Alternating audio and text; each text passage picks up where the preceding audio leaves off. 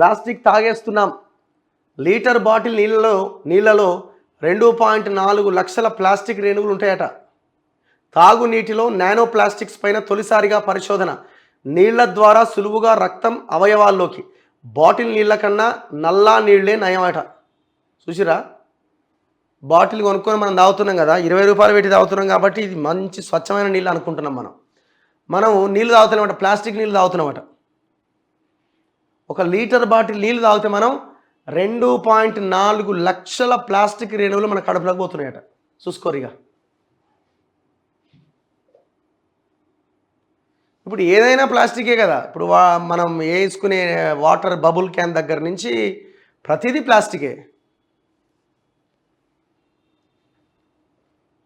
1 litre bottle నీళ్లలో సగటున 2,40,000 plastic రేణువులు ఉంటున్నాయని శాస్త్రవేత్తలు ఒక తాజా పరిశోధనలో గుర్తించారట. ఇప్పటి వరకు అంచనా వేసిన దానికన్నా ఇది 100 రెట్లు ఎక్కువ. మనుషుల ఆరోగ్యం పైన ఇది అత్యంత తీవ్రమైన ప్రభావం చూపించే అంశమని శాస్త్రవేత్తలు హెచ్చరిస్తున్నారు. Proceedings of the national academy of sciences జర్నల్లో ఈ పరిశోధన వివరాలు ప్రచురితమయ్యాయి. దీని ప్రకారం శాస్త్రవేత్తలు అమెరికాలోని 3 ప్రముఖ కంపెనీలకు చెందిన 25 1 లీటరు నీళ్ల బాటిళ్లతో నానో ప్లాస్టిక్ అవశేషాలపైన అధ్యయనం జరిపిరట.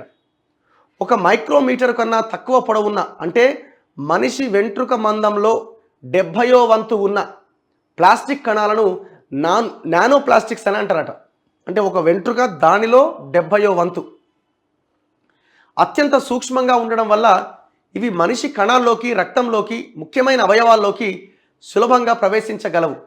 గర్భంలో ఉన్న శిశువుల్లోకి కూడా ఇవి తల్లి ద్వారా వెళ్ళే ప్రమాదం ఉన్నది.